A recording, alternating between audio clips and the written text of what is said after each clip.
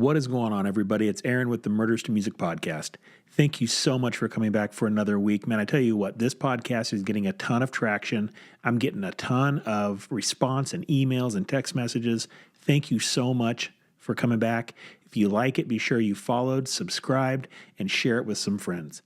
So tonight we're going to talk about the cop to corporate transition.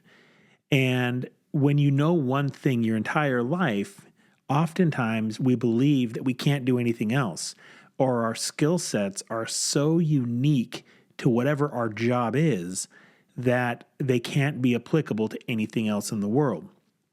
And I know that when I was going through the process, I kept thinking to myself, man, I just wish there was somebody out there who could analyze my skill sets and tell me how they fit into that corporate world. And there probably are. You guys are much smarter than I am. There's probably somebody out there. If not, I just gave you your next job to make $1 million.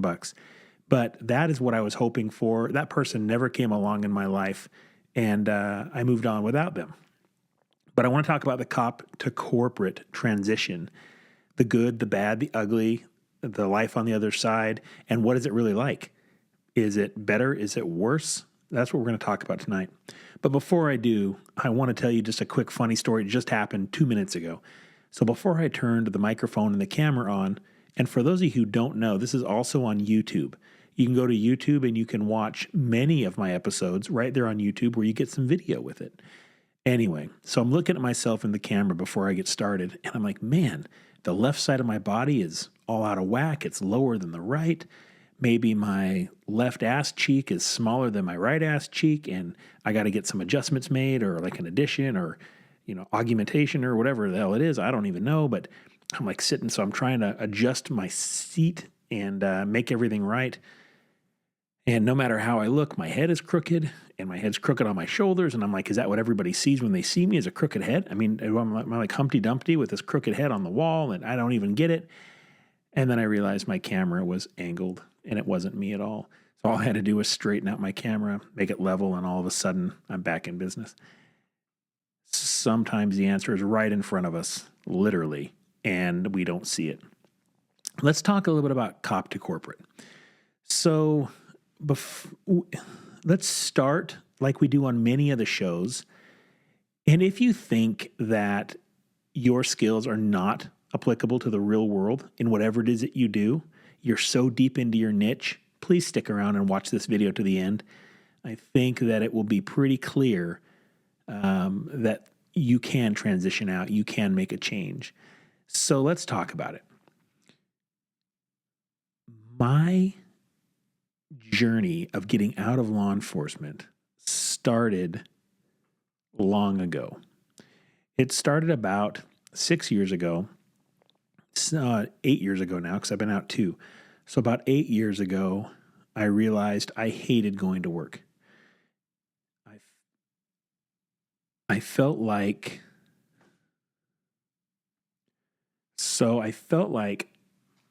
I hated going to work.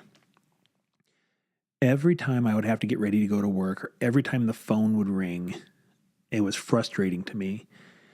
The pressure at work was getting higher for various reasons. People were leaving. We were understaffed.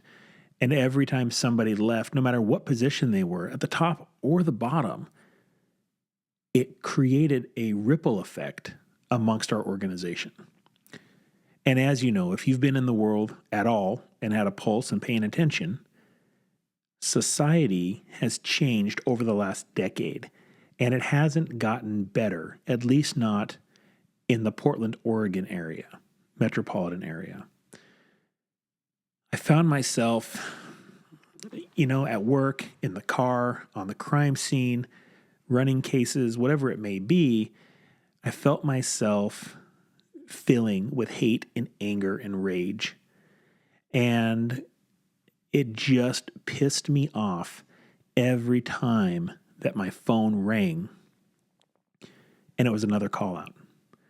Every time I had to go to work and talk to my supervisors, it became a very toxic and caustic situation. So this started about 6 years ago, 8 years ago now, and it just progressively got worse up until that end. And there's a few things that I want to talk about on this podcast. I want to go through and highlight some of the things that I think contributed to that. Now, that's to say, if these things weren't there, would I still be in law enforcement? I don't know. I mean, that's God's plan, not mine. I know He's got me where He wants me right now. I don't know what tomorrow looks like. If you'd have asked me 8 years ago, would I ever leave law enforcement? No. I would sit back and whine about it and make a ton of excuses why I couldn't leave and bitch and moan to anybody that would listen. And heaven forbid you ask me, hey, how was work? Because I would give you an earful. I felt like there was a period for about 8 years, 7, 8 years, that I had nothing positive to say. Even if I went out and arrested a murderer or a child molester, it wasn't a positive experience. There was no dopamine release. There was no happiness at all in my world. But yet, I continued to do it. And every time somebody would ask, the answers would just get worse than the time before. Talking about telling a cop story or, tell me about something cool that happened. You didn't want to hear my cool stories because I would shock your conscience and I would make some shit up about a broken baby or something that I knew would absolutely disgust you because I didn't want to have that conversation with you. It wasn't something that I was interested in pursuing or doing. So I would shock your conscience. You would be disgusted and you would walk away. And that's how I handled those situations for many, many years. I found myself praying for a new job 6, 7, 8 years ago. God, please give me a job that has similar benefits, time off with my family, similar pay, and just allow me to be a happier human being. Because inside there was no happiness whatsoever. If I was happy, I was faking it. If I seemed happy, if I was smiling, it doesn't matter if it was a birthday, a holiday, a Tuesday. If I was smiling, it was fake because in my heart, it was so dark and angry and negative. And like I've said before, I was out of balance and I was looking for a fight everywhere I went. I was looking for confrontation. It was a relief from the pain that I was feeling. So I was praying this prayer, dear God, give me this opportunity to come up. And as we go through life, and I've said this before, there's exit signs on this highway of life. And I kept passing them, and there was nothing huge, but it's just as simple as an Indeed ad come up on your Instagram feed or whatever. Apply here, put your resume in, let people call you. I'm like, nah, I don't have any skills outside of solving murders and cop stuff. There's nowhere that can use me. And that's the way that I felt. So I was short-tempered. I had no patience. And like I said, I dreaded the phone ringing. When call-outs would come, I would still give them my all. But in reality, I hated it. I hated going in and managing people and just doing that stuff. Then, about 5 years ago now, we had a supervisor change. And we got a supervisor who I don't believe has ever worked a identity theft case, much less ran a murder investigation. His job was, his career path has kept him in a supervisory role or some other positions that canine, etc., that would keep him out of a hands-on investigative role, which I'm okay. I love teaching and training. That is one of the places that I love doing. I thrive there. It's a lot of fun for me. I love teaching, especially old dogs, new tricks. It's a lot of fun. So I was excited for that opportunity for this supervisor. I didn't know him. I had never really worked with him before. And he came into the unit, and it wasn't long in the unit that we got really busy. And some people handle pressure under fire with grace. Some people have an absolute panic attack and just start making decisions to make decisions. And I think that one of the things on this show is I'm going to be candid and open because I think it's important, and that's the way I'm going to be. In my opinion, this guy didn't know shit about solving murders. And he didn't know about the systems or the people or his strengths or his weaknesses in his team So therefore, he couldn't effectively manage. But instead of being smart enough to sit back and allow the veterans who have done it before many, many times show him the ropes, he wanted to get involved and he wanted to supervise because he could supervise. Maybe you've had one of those supervisors that doesn't know shit about your job, but all of a sudden wants to come in and tell you how to do it. Well, if you're working and no offense to McDonald's workers, but if you're working the burger line at McDonald's, okay, maybe I flip my patty this way versus that way. But when we're talking about all the elements of a criminal investigation, a murder, a child abuse, the two worst crimes that are even fathomable to our imaginations, and you want to come in and all of a start putting your little fingers into places that they don't belong, that's a good way in my world to get them smacked. Now, as I'm talking, I'm getting passionate about this because this is important to me. This is something that you don't screw with my investigation. You don't come in, you don't tell me what I'm doing wrong. If you don't know, if I'm doing something wrong, tell me about it. But if you don't know what you're talking about, I really don't care what your opinion is.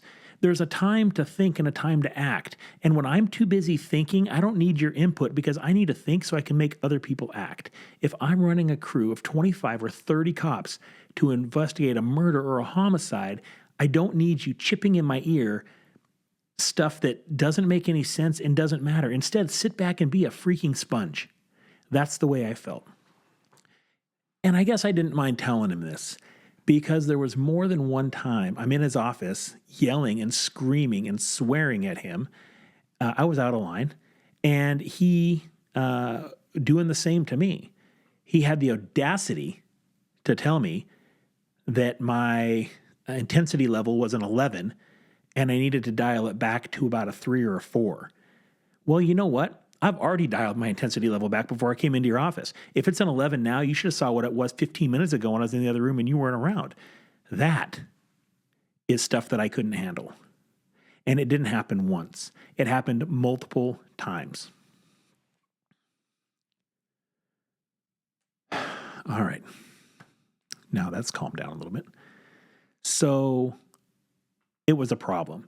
At that time, we didn't just get one of those supervisors. We had 2 supervisors switch out. The other supervisor, while a nice guy, again, wants to supervise, wants to be in the middle of everything that he knows nothing about.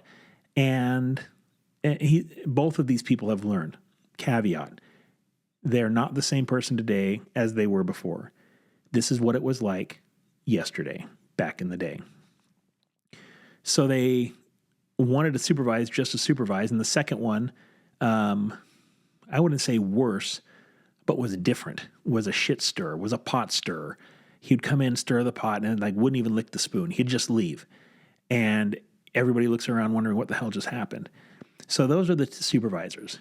Add that on top of my already negative opinion about being there, and you can see how the deck of cards is starting to stack up, only to soon crumble a few years later. In my opinion, our unit was going to crap at the same time because we have supervisors that don't know what they're doing. One example, if you have a homicide, I think if it was your spouse or your child who was killed, you, the one listening to this, if it was your spouse or your child that was killed, you would want somebody on that investigation that has experience, has been there, has done that, and knows the ropes, knows the ins and outs, knows the law, has been a detective more than a week, for example. Because when you come from patrol, you don't do a ton of investigations, or at least major crimes. You do some dope cases, you do some identity theft, you might do an armed robbery, but then you turn it all over to detectives who finishes it for the patrol officers because we have different roles and responsibilities. So now we're back to your loved one getting murdered or getting abused sexually for a child or physical abuse. You would want somebody with experience. These supervisors would come in, and there's a lead and a co-lead in a homicide investigation. The lead is responsible for the decisions in the case. The co-lead assists the lead in their role and can also make decisions in the lead person's absence, lead investigator's absence. The idea is that if one person is not there, the other person can pick it up. So also in our department, we had long-term and short-term detectives. A long-term detective is there for their career, the rest of their career. A short-term detective is somebody who's in there temporarily for 4 years, and they get to learn about investigations and see if it's something they like and are cut out for. It's a training ground, if you will. I was a long-term detective. So these supervisors would come in and put a short-term detective in a lead role. Well, what that does is when the short-term detective leaves 3 or 4 years later or decides next month this isn't for them, they are holding all the keys to the castle on this investigation, and they take that knowledge with them. So that leaves holes and opportunities for defense attorneys to jump in and tear things apart. It gives opportunities for the case to fail or not be successful in court. We don't get paid to fail. We don't get paid to fail in a street fight alongside the road. We don't get paid to fail in the courtroom, and we don't get paid to fail solving your case. We get paid to win. That is the mentality. But yet you have these supervisors that haven't investigated an identity theft. They probably have, but they don't seem like it. So they definitely haven't done a major crime. So they come in and they want to start putting the 4-year detective in the lead position, putting a long-term detective in a co-lead position. The lead detectives literally been back there 1 week and they're leading a homicide. They can't even spell homicide, much less lead one. They've never been involved, yet they're getting handed the reins. I was watching my unit go to crap. A unit that I had bled for, that I had lost sleep over, destroyed my family at times, been on the brink of divorce, driven a wedge between me and my family and my kids, and I'm watching it go to absolute crap because of the leadership, and I use that word very lightly, of our unit. It's too high stress. We're all dealing with too many cases, and we never get to finish anything. What I mean by that is I may have 7 to 10 homicides that are open and active. Then the phone rings and I'm working one of them and I'm working it hot and we are getting somewhere and we're getting ready to go out and catch somebody. And then the phone rings, ring, ring, and we answer it. There's another homicide. There's another major case. What we were working on today gets put on the back burner and we may not touch that for 6 months. Now, if you stack that up 8 or 10 times, the stress of knowing that you have all these open major cases, but you can't work them because of mismanagement, because of low numbers, nobody wants to be a cop. Now we've got us into the BLM movement and the defund the police movement and all cops are bastards. How does that compile the stress level that we're feeling in the office? There are times in the office that I'm standing up across the cubicle looking at another detective senior to me in police world, 50-something-year-old man, and he's got tears in his eyes crying because of the stress that he's under in the office. When we look around the room, there's no joy or happiness. Dear God, give me another job that will get me out of here. Similar benefits, similar pay, time with the family, lower stress. Hold on, I can't quit because I got too much to do. I've got 6 cases, 8 cases, 10 cases, a bunch of 30 felony child abuse cases. Everybody needs me. I'm the go-to. I can't do anything. I'm too busy.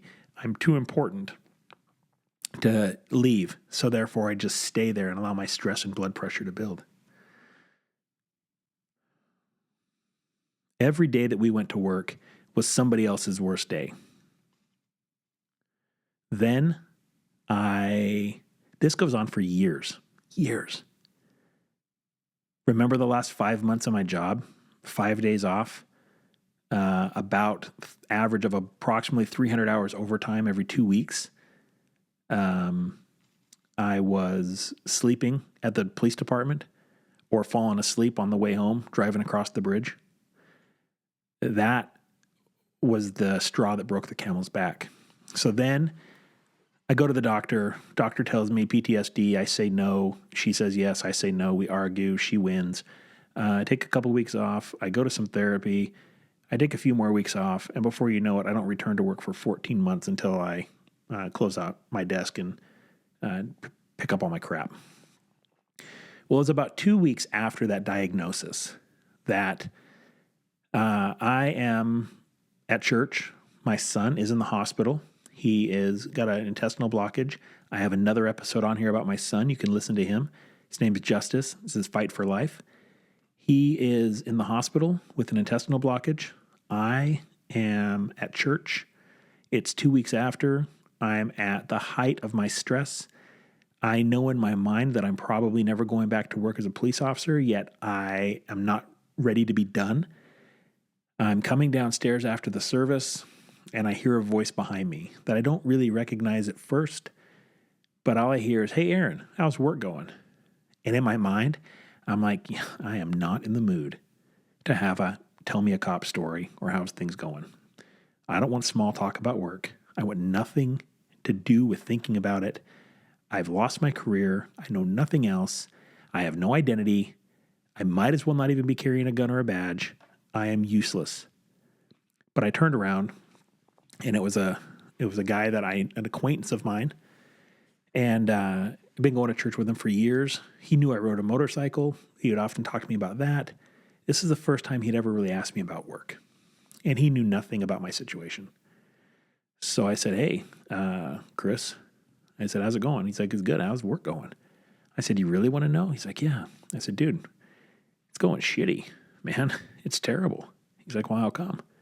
So I go through the whole thing. I vomit on him. I'm pretty blunt, pretty open. And I vomit on him about all of the stuff that I've been going through, and the depression and the nightmares and the suicide stuff, and my life sucks, and my son's in the hospital, really, really sick, circling the drain, and I can't handle the stress anymore, and I'm ready to be done. And he says, "You ever thought about say?" Oh, he says, "What do you do for work at the department?" So I told him, I said, "I'm a detective. I do homicide, child abuse. I manage cases. I interview suspects, interview witnesses. I put the pieces of the puzzle together. I'll show up on a scene where there's a dead body, there's no other evidence, and I manage the teams that put that case together, and then I present that case in court for a successful prosecution." I said, "I do a ton of interviewing, a ton of case management stuff." He's like, "You ever thought about sales?" And I'm like, "No." I said, "I haven't." I said, "Salesmen are greasy. The last thing I want to do is be a used car salesman." And he's like, "Hold on, Aaron, hold on. He's like, "What if sales looked like entertaining, networking, taking people to dinner, maybe taking people on motorcycle rides up into Canada, taking them fishing, golfing, just building a relationship, and the product you have, they're going to need eventually. So if you build that relationship and you provide value to them, then when they're ready to buy, they choose to buy from the ones they trust and they know is going to have their back." And I'm like, "Well," I said, "I can break down walls." I said, "If I can go into an interview room and talk to a child molester or a murderer about the crimes they just committed, and within a very short amount of time, they break down the walls, they forget they're talking to a cop, and they start confessing everything. And then when I take them to trial and are successful, they thank me, they shake my hand, they joke with me, and we part as friends." I said, "If I can do that in an interview room, I can probably build a relationship on a motorcycle trip."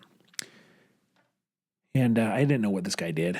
And I'm like, "Well," he's like, "Well, why don't you come to my office on Wednesday? And I just want to show you what it is that I do." So he gave me the address, and I go there on the Wednesday. And when I got there, he met me. He said, "Aaron, there's 3 things I want to do. I want to show you who we are and what we do." He said, "I want you to understand our product sets and what it is that this company does.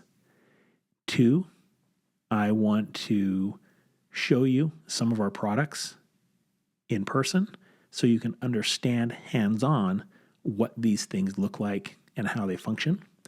And 3, if this doesn't seem like something you're interested in, I want to help you write a cover letter, a resume, and I want to put you in touch with corporate contacts, because what you have in the police world is applicable in the real world. You just can't see it because you're too deep into it. He said, I want to help you get out of where you're at. Those words, even as I'm talking them back right now, were very divine and God sent. All those prayers that I was praying for many years were being answered by a guy who was almost a complete stranger by a happenstance of, hey, Aaron, how's work going? And I think because of my not weakness, but my vulnerability in just to say, I don't give a crap about, I'm going to tell you, you want to know how it's going? I'm freaking floundering. I'm dying here. And I think that honesty resonated. So we walked around. This is a company called Braley Gray. Braley Gray is a commercial plumbing factory rep. So what they do is they are the insulation just below the factories. And they're the product knowledge experts. They give training, education, support to everything from architect and design, engineering firms, contractors, distributors, service contractors, end users. If there is one of their products on the line card, and there's about 20 different factories that Braley Gray supported, about 70 different product groups, any of those products, from every time you go into a public restroom and you push down that flush handle on the urinal or on the toilet, you know that little lever that sticks out? Sometimes you probably kick it with your feet. That one, that is called a flushometer, probably by a company called Sloan, Sloan. Next time you're in there, take a look at the top. When you see the Sloan, realize that if you have any Sloan problems, I'm your guy. Come talk to me. I'll help you fix them. Anyway, so Sloan is one of their factories. So we took a walk back into this large warehouse, a bunch of cast iron, a bunch of stuff. I had no idea what it was. And he shows me some of the products. He shows me a roof drain. For example, if you've ever noticed that thing looks like a cow tongue sticking out of the side of a building, that is the overflow drain for a roof drain. Meaning that if you ever see water pouring out of that, it means that, one, it's probably raining, but two, it means that the main drain on the roof of that building is clogged. That is the emergency overflow, and that's a visual indicator that you have a lot of water on the roof. So what does that mean? That means that the roof is not doesn't have enough structural integrity to hold all of that water, and that is a dangerous environment. I would not go in the building. I might have just saved your life. See, I'm saving lives today, and I'm not even a cop anymore. So anyway, he showed me that, showed me a couple other products, and I'm like, you know what? I've never thought about plumbing being something that I was interested in, but I mean, why not? These things are kind of cool. High filtration systems to get like all the yuckies out of water in a hospital to help save lives in that environment. And I'm like, that's pretty cool stuff. So I left. That was in, March probably. Then he invited me, on that day, he invited me out to lunch. So we went out to lunch with another guy who's been in the business. I always joke with him, but 100 years. He's been in the business 45, 46 years. We went out to lunch, and I was too wound tight to realize that was an interview. I was enjoying my Thai food and getting asked a lot of questions about what I do and how I do it and what I like about law enforcement, what I don't like. And I was wound pretty tight because I was still a cop. I was still going 150 miles an hour, and I didn't realize that was an interview. So I left. I got asked if I played golf. I told him no. And he's like, well, you should. So I left, and probably 3-4 months later, I got asked if I would go to a training event that they were holding, and I was just going as an observer, but it would give me kind of some insight into the Sloan world, that flushometer world I spoke about. So I agreed, and I went, and I met some folks, and I'm like, you know what? I can do this. There's a 60-year-old guy up there teaching other adults about this product group. I mean, I teach all the time. I could totally do this. So my wheels start turning, and a few months later, I get a job offer. And I can't take the job offer at the time because I'm still employed as a police officer. So I tell him, I can't accept the job, but I'm obviously by this time on my way out of law enforcement. So I can see that the end is kind of near from my employment with where I was working. So they're like, all right, well, let's put the date out into the future. So we put the date out into the future, and the next date came, and I said, hey, look, guys, I'm still not in a position to accept employment outside. So they're like, all right, well, let's push the date out again. So they pushed the date out again. By this time, it's been months and months since I went to my first lunch, which apparently was an interview that I still didn't realize. So then that next date came and went, and they're like, all right, let's push it out again. So they pushed it out another time for me. Now we're talking into October of that year. So this whole thing started in March. Now we're into October, November. And I got told, that October came, and I called them and said, you guys are going to have to move on without me because I am still not in a position. One, I can't take it because I'm employed. Two, I can't take it because mentally I'm not right. I'm not sound. And if I jump right back into another position or another job, then it is going to likely kill me. My stress level is going to be up. I am still not mentally stable enough to reintegrate into the world. And he's like, well, Aaron, I really appreciate your time through this whole process, but we do need to fill the position. We've been waiting a long time, and, not terrible news. There may be another position in the future, and we'll keep you in mind. I'm like, okay, I get it. So that job was done. It was over, and I missed my opportunity, but I missed it for the right reasons, so I was okay. 2 days later, I get an email, and it's a modified job offer. Different title, and it asked me for a start date just after the first of the year. Well, I'm like, okay, I should be done with my career then. So I call him up. I'm like, what's going on? He's like, we really want you. We're willing to wait. Can you do it around the first of the year? I'm like, well, I think I'll be done and can accept the position then. Done with my current employment. So the first of the year came, and I had to call him up, and I'm like, look, this is on their timeline, not mine, and I'm still not done. So I said, but I have a proposal. What if you don't pay me? What if I just come and hang out and intern and see what happens, learn who the people are, learn what your product is. I said, let's do that for a while. You guys don't pay me. You get some level of free work from me, whatever it is, whatever the little bits I can do. Now, this is a language I don't even know. I don't know commercial plumbing. I can't even spell plumbing. The first time I spelled it, I forgot to put the B in there.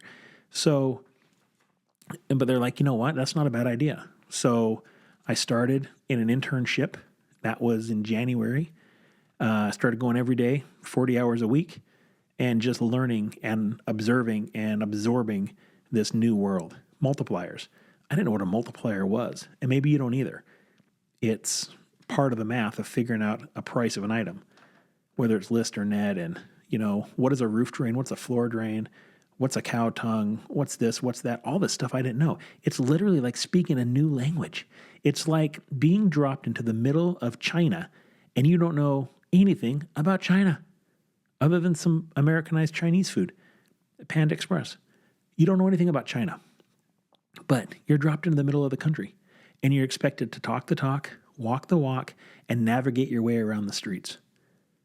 That was super hard. Now, I was coming from a place where I was an expert. Remember back a few months ago, I was doing cop stuff and I was on top of my game, and I was an expert and everybody came to me. Now I'm in a world where I don't know anything, literally nothing. So I had to learn, and it was sucked. It sucked learning. It still sucks learning because I don't want to ask for help. I'm 45 years old, 44 years old. I'm starting a new career. I'm pissed off that I don't have any kind of medical retirement from law enforcement because there is no medical retirement for law enforcement or firefighters in the state of Oregon. So I'm upset about that. I've worked a 20-something year career, and I'm having to start over at ground zero with something that I don't know anything about, with a group of people that I don't know. I'm not an expert. I don't even have a key for the front door. That was a really, really hard place to be, yet humbling. So I interned until April. Then in April 5th, I went to the police department and I was done. I turned in my letter of resignation. I cleaned up my desk. I said goodbye to all my peers. If you were in that room that day that I said goodbye, I want you to know that was one of the hardest things that I've ever done. And I love and thank you guys for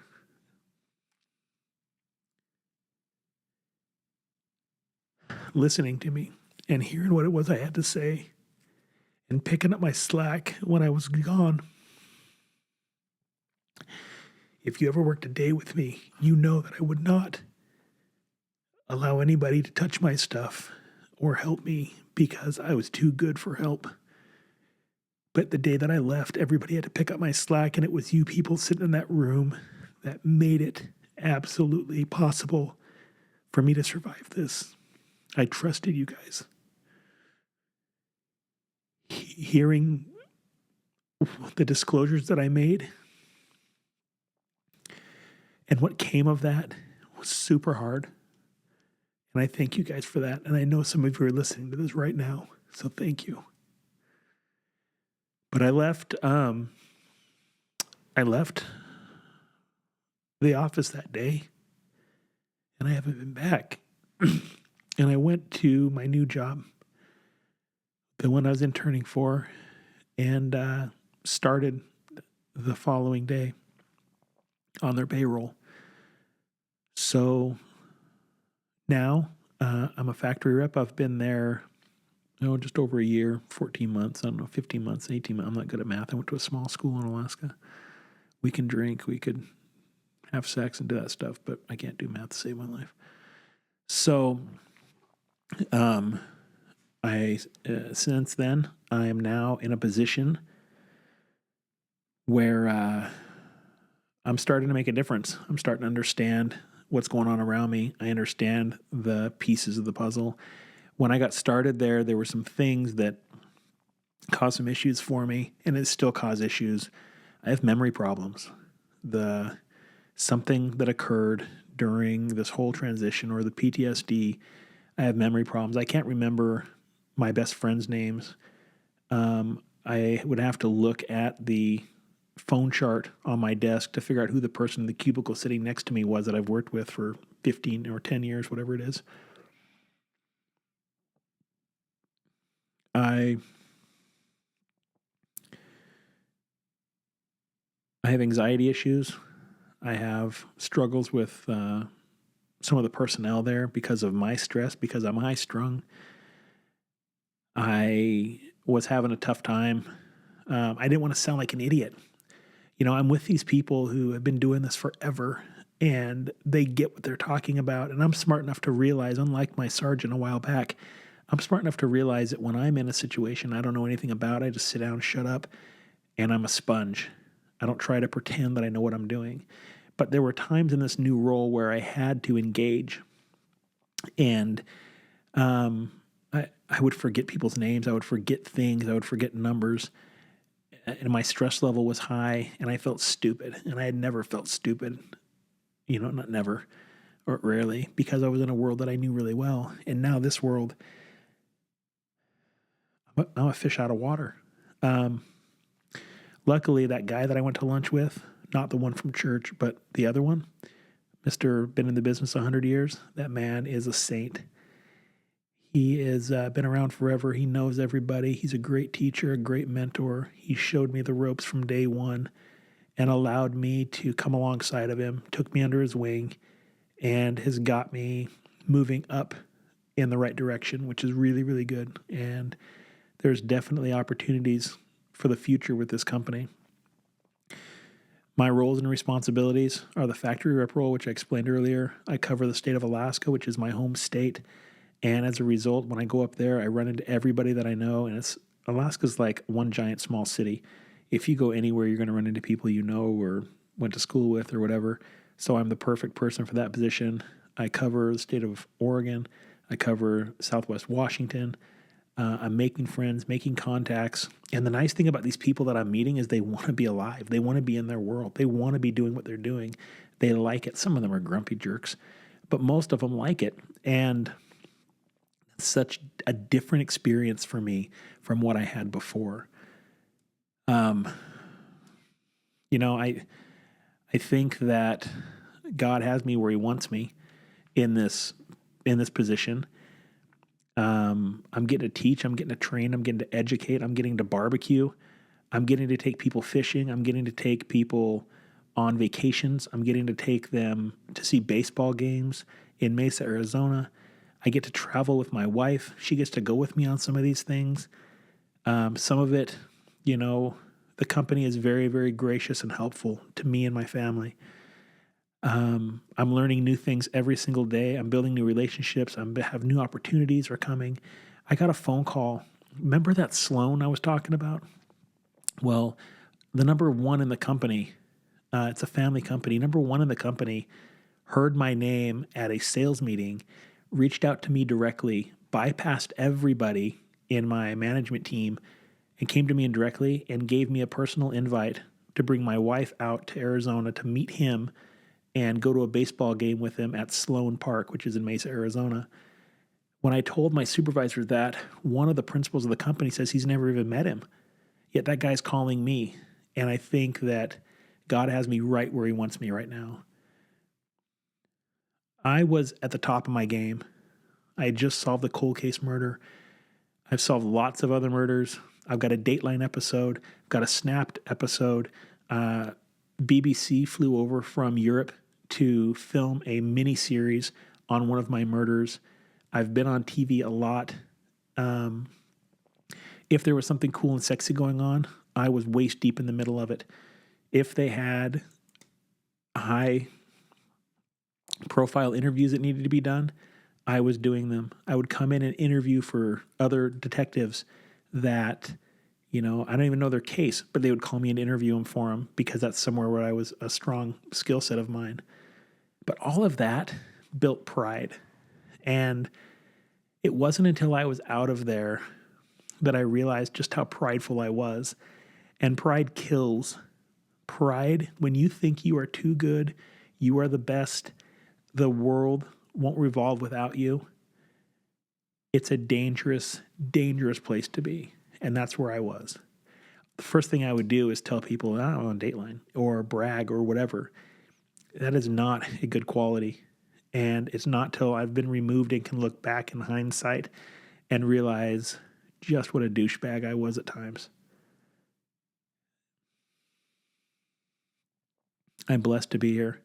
If you found yourself, I hope that you are still in this with me at 43 minutes and 17 seconds later. If you find yourself any of the parallels, remember I want this to be educational, informative, and valuable for you.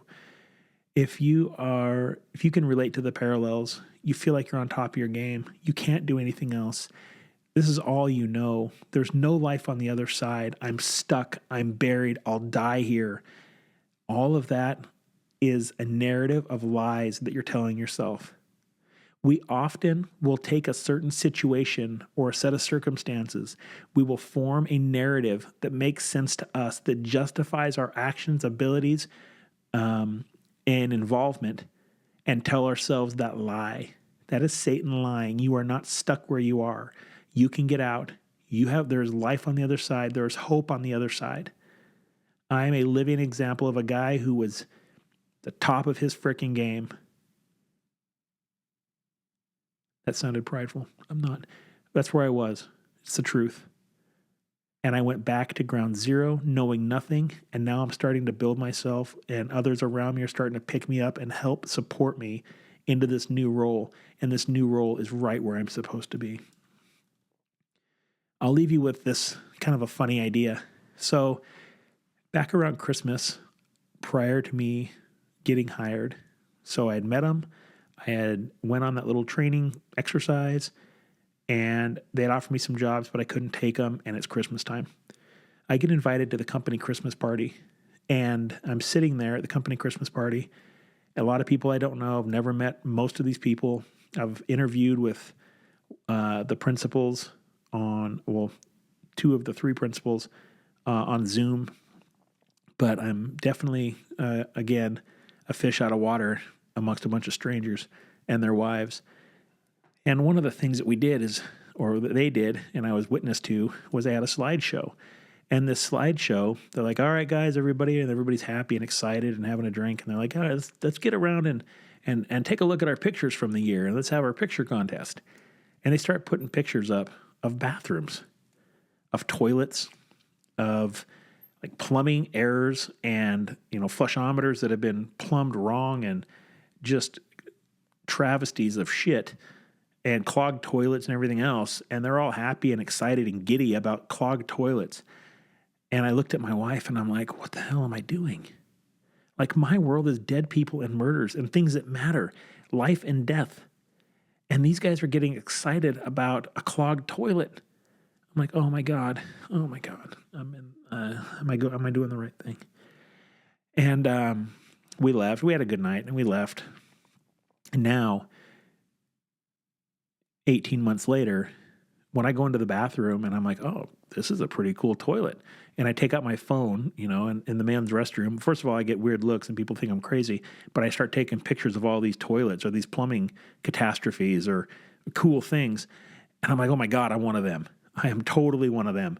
So now how the tides have changed, they can change for you too. Thank you guys so much for listening. I really hope you got something out of this, or at least enjoyed hearing my story, how I went from cop to corporate. And now I'm in a new role, a new life, and enjoying every minute of it. I have my family back and I have my life back. Thank you guys so much for sticking around. Catch us next week on the Murders to Music podcast, released every Saturday morning at 7 a.m. Be sure to like, subscribe, follow, send me messages. There's a chat feature on a lot of your platforms. Feel free to send me a message. Let me know you're listening. If you know me, reach out. If there's something you want to hear about, if you're involved in one of my stories or my life and you've been there and you've witnessed it with me, reach out. Let's have you on the show. Let's talk about it. Give me some ideas. Love you guys so much. Murders to Music podcast, released every Saturday morning at 7 a.m. Like, subscribe, follow, share with a friend. There's your call to action. Thank you so much. Peace out, guys and girls.